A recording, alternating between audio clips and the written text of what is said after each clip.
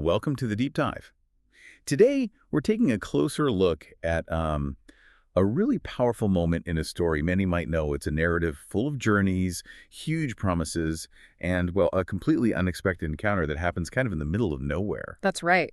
We've got some specific source texts here, excerpts that really lay out Jacob's departure from home. They touch on his brother Esau's reaction, which is interesting, and then they zoom right in on this really pivotal, almost mystical experience Jacob has while he's traveling all alone.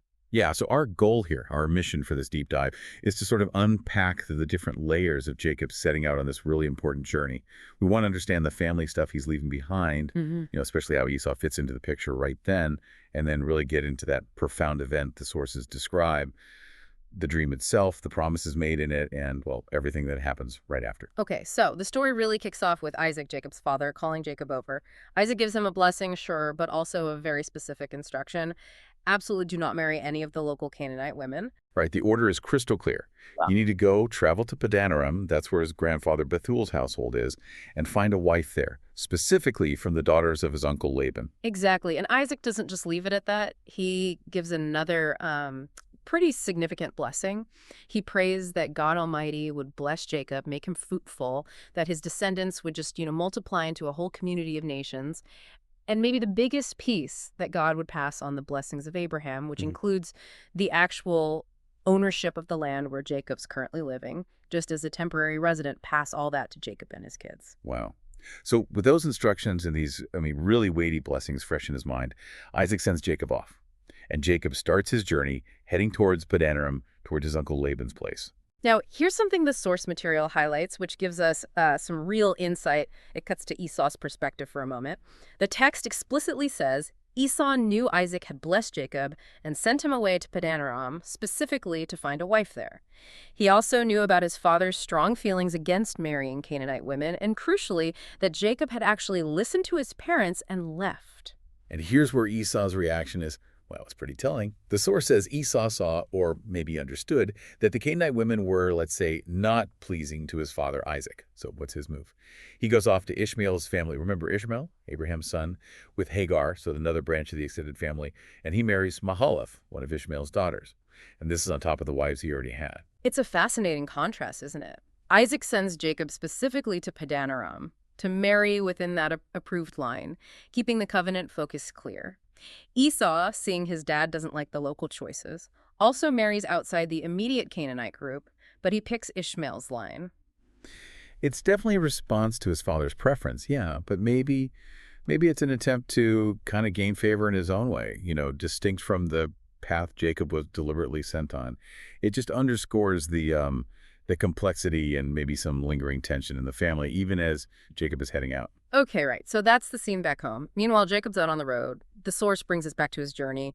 He's left Beersheba. He's heading toward Haran. It sounds like he's completely alone at this point. Yeah, he travels until the sun goes down, finds what seems like just, a convenient spot to stop for the night. Doesn't sound like anywhere special, picks up a stone nearby to use as a pillow, and just lies down to sleep right there on the ground. It paints a picture of real vulnerability, just basic needs for someone far from home. And it's right there in that simple, solitary moment, sleeping on the dirt with a rock under his head, that everything kind of shifts.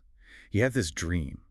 And in the dream, he sees this structure, maybe a stairway, maybe a ladder, set up right there on the earth, but its top reaches all the way into heaven. And it's not just sitting there. He sees angels, God's messengers, actively going up and down on this stairway. It's a really dynamic image, isn't it? A connection, a pathway opened up between the divine world and the earth, with messengers moving back and forth freely. What do you think seeing that image presented to Jacob right then in that spot? Well, that's what's so incredible.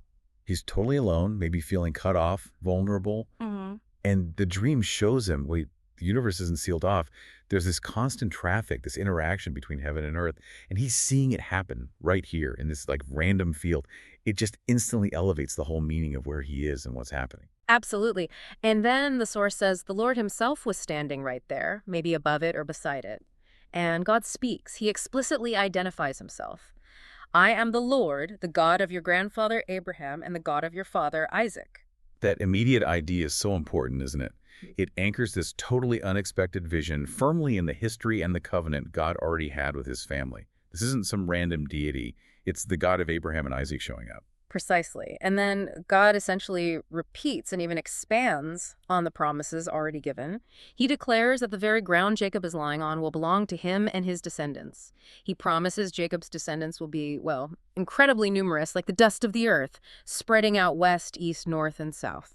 And connecting back to those earlier promises, God adds that through Jacob and his descendants, all the families of the earth will be blessed.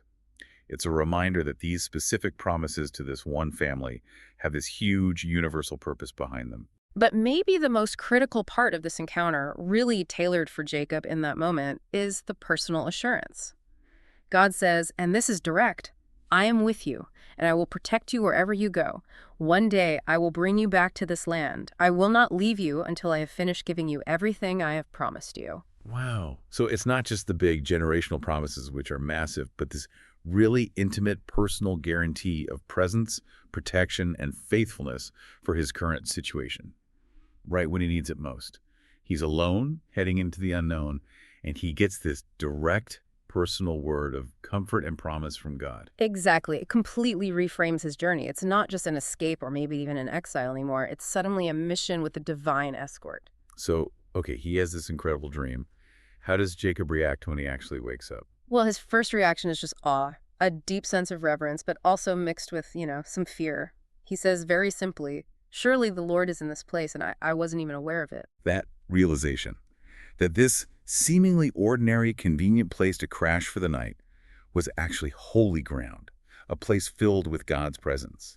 And then he declares, what an awesome place this is. It's none other than the house of God, the very gateway to heaven. Yeah, that renaming is huge. He's recognizing the location by its new reality, the one defined by this divine encounter he just had. So the next morning, Jacob gets up early. He takes that very stone he used for a pillow, this really mundane object from his night's sleep, and he sets it up vertically, like a pillar, a memorial. And then he does something significant. He pours olive oil over it, consecrating it. Right, and that's not just putting up a marker like Jacob slept here. It's an act that takes that ordinary stone and makes it sacred. It designates the site and commemorates the profound spiritual experience he had. It's his immediate physical response. And building right on that recognition, he formally renames the place. Apparently it was known as Luz before, but Jacob calls it Bethel, which means house of God. That change from Luz, probably just a local name, maybe meaning almond tree or something, to Bethel, house of God, really cements the transformation of the place's identity. It's now marked physically with the pillar and symbolically with the new name as the spot where God was present and revealed himself. And finally, Jacob makes a vow. He says something like, if God will indeed be with me and protect me on this journey I'm taking, and if he gives me food to eat and clothes to wear, and if I return safely to my father's home, then the Lord will certainly be my God. Yeah, this vow is often discussed, isn't it? Is Jacob sort of setting conditions here like, okay, God, if you do all this for me, then I'll be yours? Or is he actually responding in faith to the unconditional promises God just gave him? Remember, God said, I am with you, I will protect you, I will bring you back. Is Jacob laying out his side of the commitment based on the certainty of what God already declared? That's the interesting point, yeah. Given those incredibly strong, unqualified promises God just made, it feels more like a response of commitment because of those promises, rather than him trying to test God. He's kind of verbalizing his side of this relationship now, acknowledging God took the first step and pledging his loyalty in return. And he makes that commitment concrete too, he adds.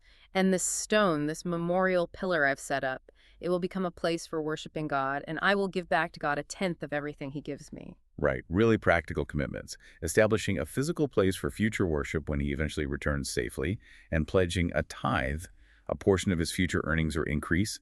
It's a vow that directly links his material well-being to his spiritual allegiance and the memory of this specific place. Absolutely. He's essentially anchoring his future life, his prosperity, everything, to the reality that was revealed to him in that dream at that spot. So just pulling these threads together from our sources, we saw Jacob start his journey feeling pretty vulnerable, right? Set against this backdrop of tricky family dynamics back home, including Esau's rather revealing reaction.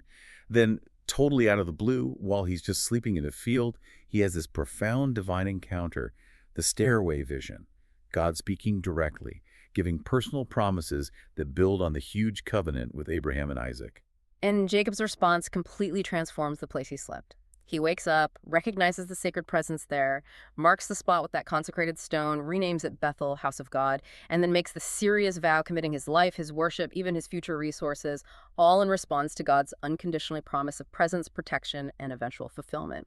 It really is the story of how a lonely, random stopover became a sacred threshold. It really is. And that transformation of Liz, just some place on the map, into Bethel, the house of God, all happening through an unexpected encounter and then an act of commitment. It kind of leaves us with this thought for you listening. Think about those moments of journey or transition in your own life. Maybe times when things felt unexpected or difficult, or even lonely, kind of like stopping for the night in what seems like just an unremarkable field. Could those moments maybe potentially become sites for profound realization, or an unexpected connection, or even a place for deep commitment?